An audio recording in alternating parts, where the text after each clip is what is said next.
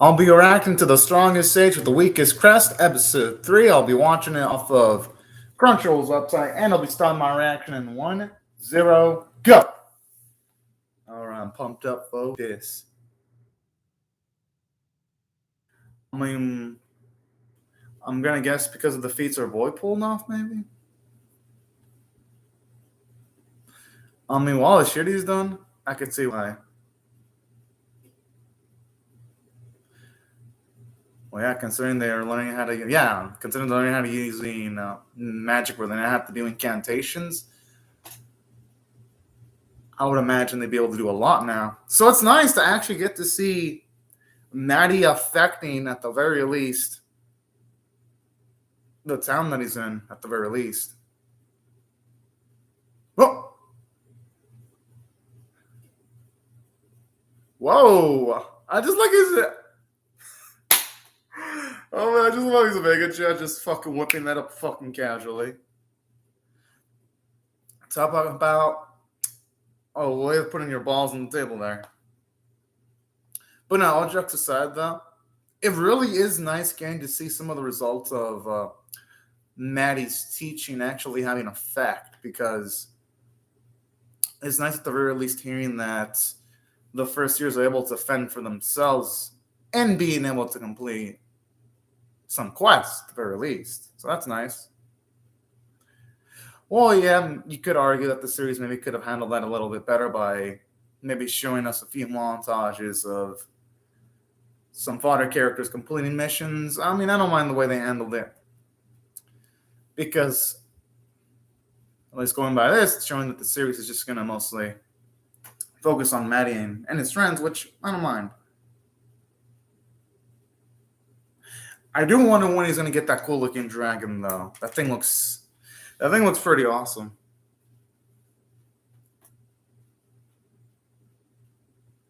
Now, aside from openings go, it definitely looks like there's not going to be a lot of intense drama here, which I don't mind. Having a nice, happy fantasy anime, as long as it's well handled, I'm cool with it. Surprisingly, this is one of the few productions, I'm assuming JC Staff's doing this. This is one of the few JC Staff productions that hasn't fallen apart yet, surprisingly. The Strongest Sage Meets a Dragon. I like the title. Hope we'll get to see that cool looking black dragon in the opening.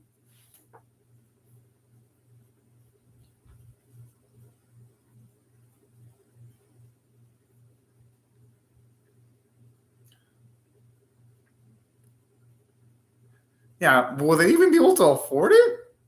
Not the guild?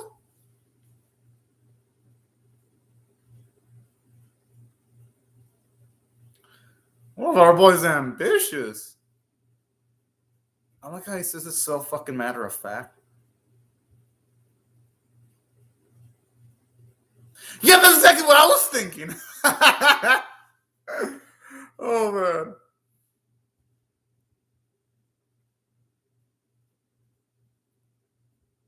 What? I mean, I guess I could see. She's right, actually. But that shows how sweet he is. It shows how he can just casually get all this badass shit and then willing to split it up pretty evenly. But it makes sense why he'd be overly generous, though, considering he didn't have good relationships with his former parties. It makes sense how he'd want to overcompensate in this scenario. I wouldn't blame him. Like, when you do something bad or you do something less than optimal, you kind of do want to overcompensate to make sure you don't fall into the same mistakes that Trappings did in the past. It's actually kind of relatable there. A little bit.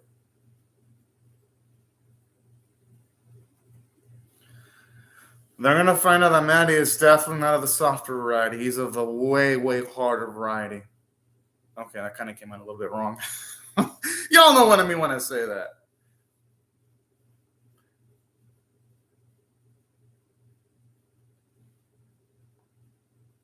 They should be capable of it now, though. Because they did put up a good fight in episode 2 against some powerful-looking creatures.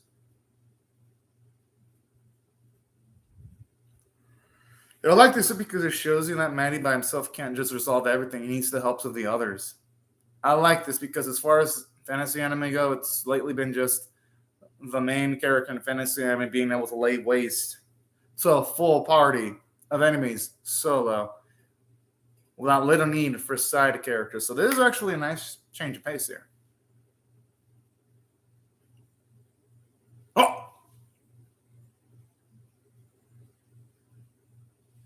I like it.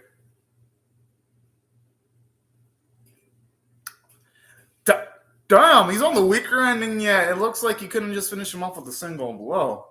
But I do like this because it establishes stakes. Because when the day comes where he takes on a strong demon, it's going to be eventful in the series.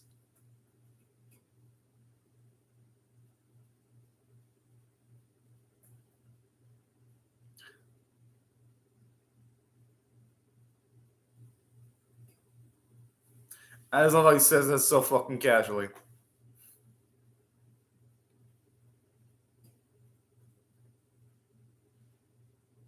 Hey, he's got to use that to his advantage.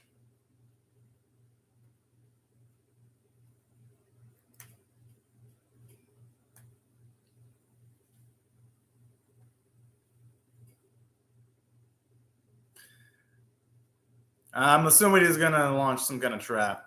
Either that or lead him to the two other girls. Yeah, I was also lead him to the two other girls. Poison, maybe? Or gotta be some kind of like effect spell.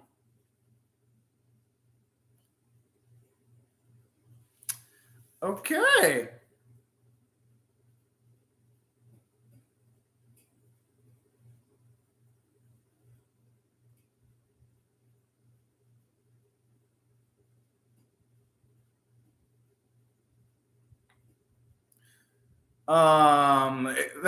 Banner should be saying that, considering the fact that it was the 2 versus 1 previously. Now it's a 1-on-1 from Maddie's perspective, and 2 versus 1 when it comes to that dude's ally partner. Anyway.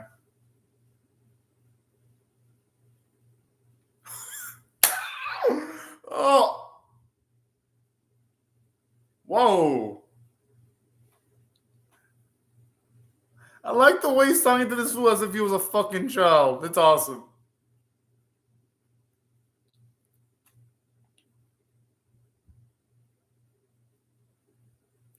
Well, maybe he just has to get good because this demon's his sword skills. And it also makes sense why you'd be so proficient in close quarter combat. Aside from having more experience, it's probably the first time a demon takes on a human of this size that's actually really good and competent as a fighter.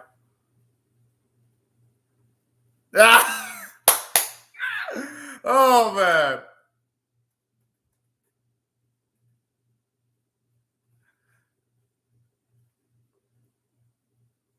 Hey.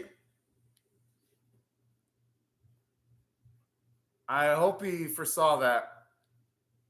I'm sure he's going to be able to cancel that out, though.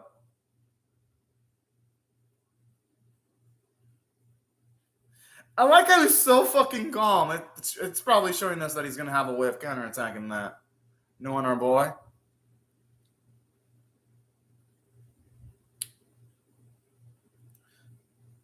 You can tell there's actually, even though it's not super amazing looking, you can tell there's effort put by JC's staff. They're actually making this fight scene look pretty decent, actually. And as you can tell, they're trying to hard. I'm assuming they're doing this because they're in the credits. So, you can tell they're trying harder here than other anime.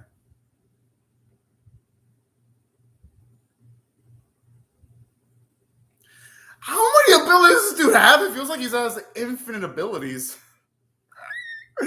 Oh, man. Maddie never ceases to amaze me with the bag of tricks he's got in his tool shed.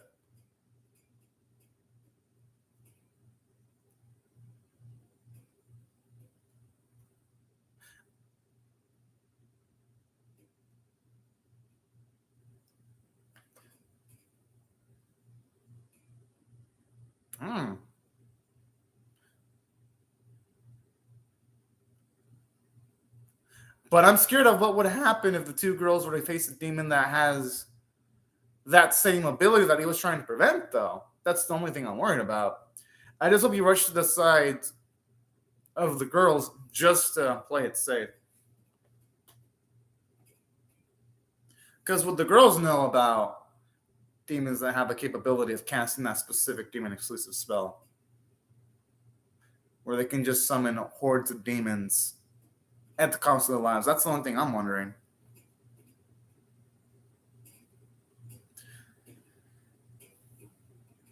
Okay, I do like how he's at the very least an appropriate distance, though.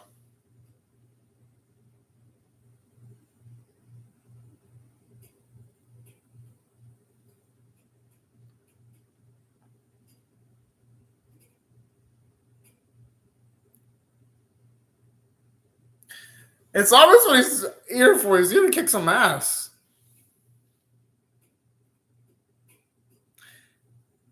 And this fucker knows what's good for him. He would try to, and then again, he wouldn't be able to escape. Even if he had a escape spell, our boy could probably just prevent him from utilizing any major spell that he's got.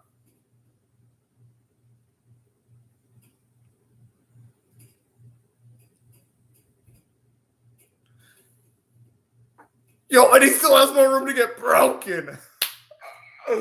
Oh, man.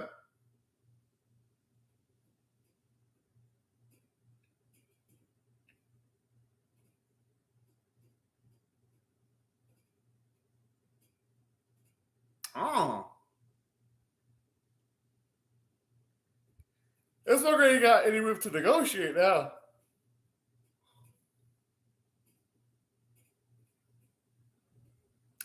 I think the music sounded even good too. Sounding like the type of music you hear in one of those JRPGs with a pretty good OST, actually. Yeah, honestly, the two girls did good for themselves. I like how, at the very least, even though, yes, Maddie helped them out, they played a contributing factor at the very least. So I kind of like how it's a little bit more balanced. I mean, hey, these type of complications are what Maddie set himself up for, though.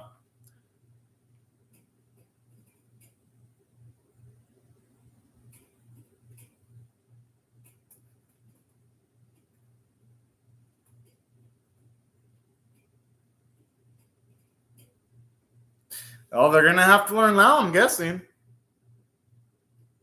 Oh, I thought for a second I was just going to give him a quick lesson. You can tell what she is. Oh, man. It is cute. I actually like moments like this.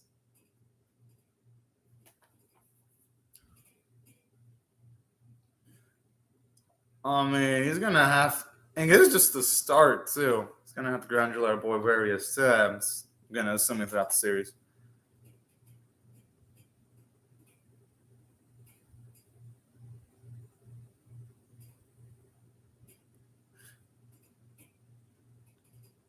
I mean, it would still be a good asset, though. But, I mean, hey, I don't mind if I'm thinking of things around her.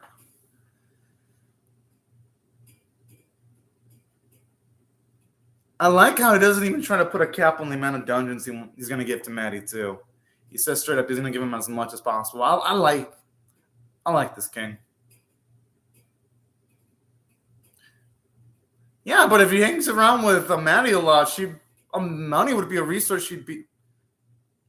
Yeah, Alma would be set when it comes to money, but hey, I mean, I guess you can never have too much money.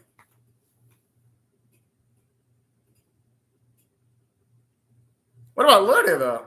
I mean, we got to see what Matt and Alma wanted.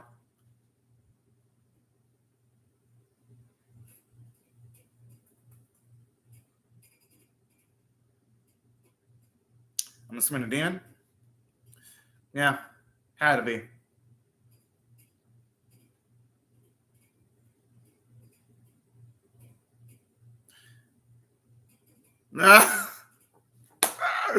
Oh, man. Oh.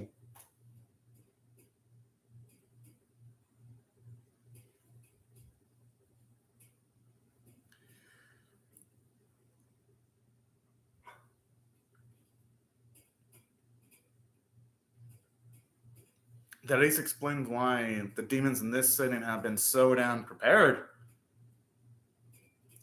Yo, he was on the fucking location? Oh, my. At least that's what I'm assuming.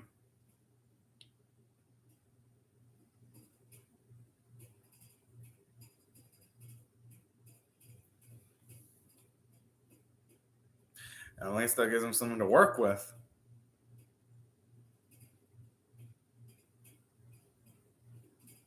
Is he honestly surprised that happened? You know, at this point, anything that Manny does, I should not even be surprised, and I should actually expect him to pull it off.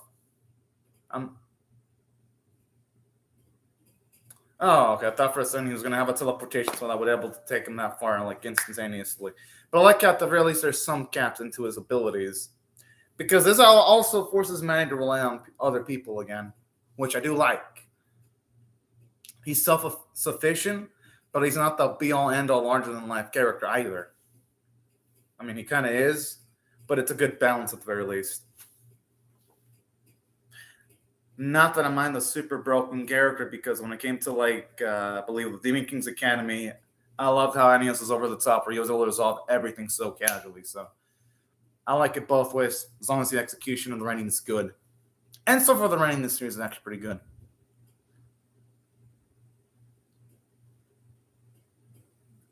Oh, man, this dude. Yeah, man, I feel like he's the good type in freaking parties. A lot of surprises he almost always pulls out in almost every single one in the series.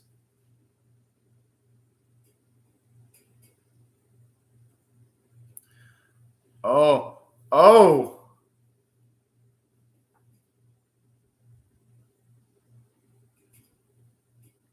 A dragon.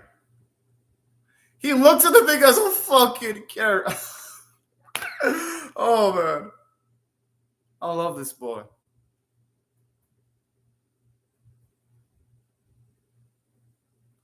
What the hell is he going to be able to go? I mean, I guess he does have a lot of items that might interest the dragon.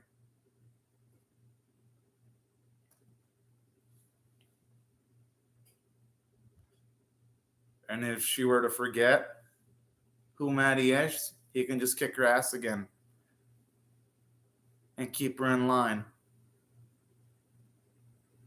Okay, no, as far as Dragon goes, she's pretty polite, actually. Whoa, okay, she's really polite. Damn! I mean, hey, that's actually fair. Dragons are usually super fucking aggressive. Well, yeah, I mean, he looks different. I can see why she wouldn't recognize her boy.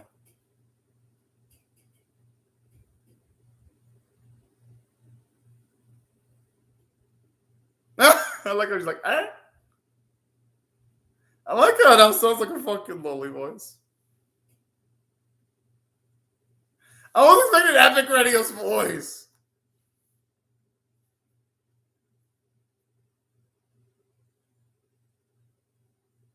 That's the man she's talking to.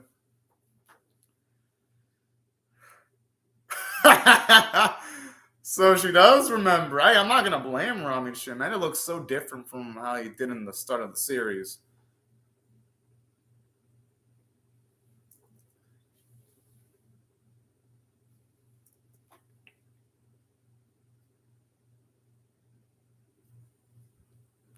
I like it. You can tell how traumatized she is.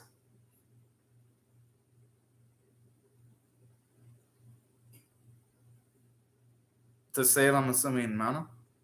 Oh.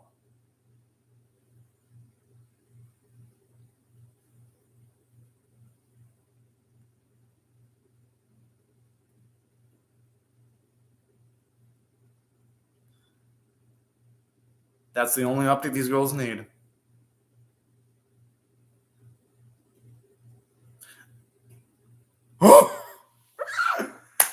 Oh, man. Oh. What type of fights has she been involved with?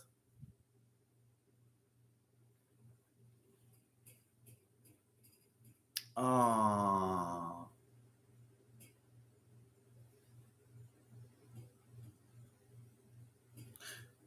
Okay, at least now we know why humans aren't as powerful in this age, actually. That's actually some nice world building there in a comedic scene. This works. I like how the series goes so far into its world building.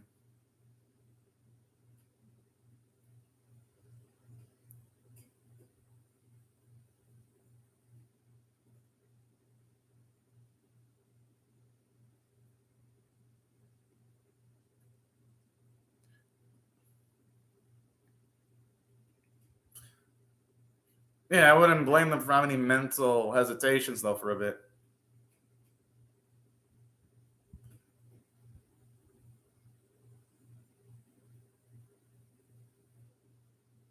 But the reaction to this is so fucking natural, though. I'd probably be reacting the same way if I saw the dragon talking all of a sudden, too.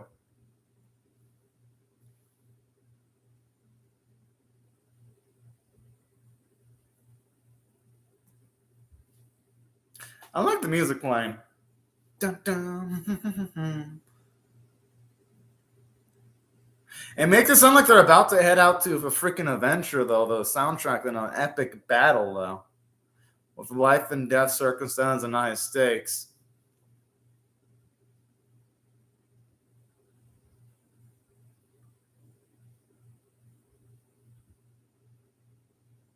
Oh yeah, Larry Allen wouldn't be able to handle it. She did say that.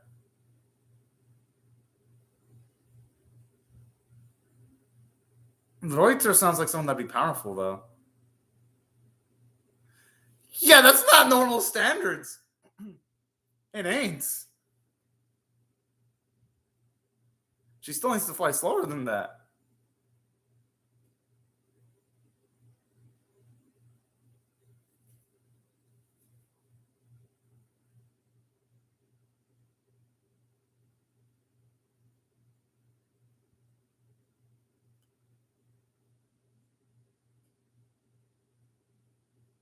And I love how he's so damn considerate too in quick moments like that. That's actually nice. It gives our boy more characterization. All right, actually, I am surprised that JC Staff didn't fall apart production-wise this episode. This is a good episode. Definitely hard to say that for the other JC Staff anime, but this one is different. So if I had to rate this one on a scale of 1 to 10, with 1 being abysmal, 5 being average, 10 being exceptional, I'll give it a solid 7 out of 10. Let me explain why I thought it was pretty good. You have some nice amounts of plot progression. At the very least, now they've got a goal to try to hit up those demons that were doing surveillance on them, which increases the stakes too of the series, because now we know why the humans have been in major disadvantages. And the world building was amazing, because to find out that it was the explosion reactions that set back humans all those years ago, all those 5,000 years ago, was nice, because now it further explains why humans were doing things inefficiently in comparison to humans from 5,000 years ago and why they were weaker. That's actually a really damn nice explanation there, because at the very least, it explains why the series has the status quo that it has. And it did through a comedic scene that felt like natural exposition. It did not feel like an exposition dump, to the credit of the series. So the writing here was well done, competently done. It's back. I'm assuming that's Edis. That she has a human form. That's my guess.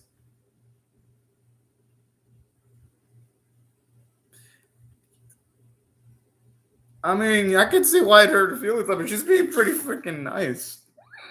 Oh man, but yeah, I'm assuming the red-haired girl's gonna be Edis having a human form, because the voice that they got sounds like the voice you'd hear from like a loli character or a preteen character. It'd be a waste to have such an adorable voice wasted like that. So her having a transformation as a girl would actually not surprise me in the slightest. And plus, this is an anime we're talking about. Whenever you see a freaking dragon in fantasy or isekai anime, at least the ones that are not super serious in tone, just expect them to have some kind of like human lily form. That's the way things go in these type of animes. And not that I mind. As long as she's a good character, I don't mind her having a human form, as long as they handle it well. Which so far this series has been handling things well, so I'm actually going to give the series more of the benefit of a doubt. But yeah, that's what I thought was strong about this episode. It does a great job of explaining why the status quo of the series exists.